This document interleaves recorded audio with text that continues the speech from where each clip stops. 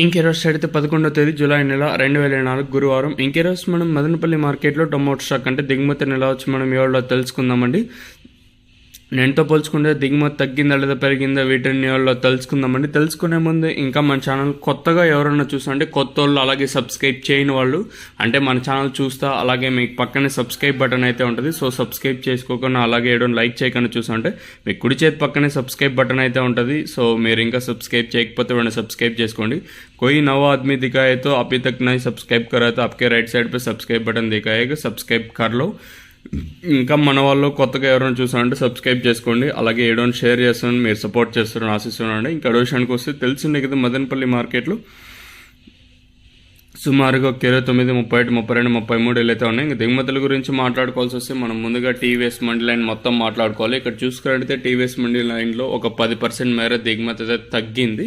అలాగే GPR, MRM, అలాగే Bhagyalakshmi, SGS మండలి ఈ లైన్ మొత్తం చూసుకున్నా కూడా దిగుమతి అయితే మళ్ళీ ఇక్కడ 10% అయితే దిగుమతి తగ్గింది.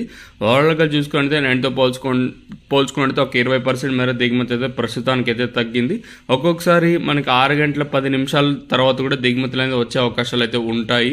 అలా వచ్చినా మరీ అంత భారీగా రాకపోవచ్చు, ఎందుకంటే ఆల్రెడీ టైం అయింది. ఇంకా వచ్చే మహా అంటే వస్తే ఒక 10-15 బండ్లు రావచ్చు, అంటే మండీకి 1-2 లాట్ల ఇలా లాట్లు అయితే రావచ్చు.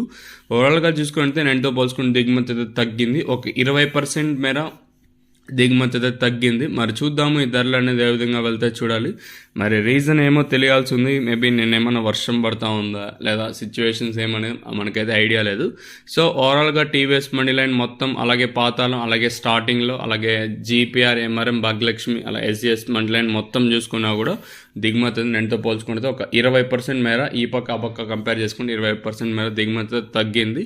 మరి చూద్దాము ఈ ధరలు అనేది ఏ విధంగా వెళ్తే చూడాలి. సబ్స్క్రైబ్ చేయడం మర్చిపోతుండే, అలాగే సపోర్ట్ చేయడం మర్చిపోదు. మీ సపోర్ట్ కోసం నేను ఎప్పుడు ఎదురు చూస్తూ ఉంటాను. సో సపోర్ట్ చేస్తూనే ఉండాలి.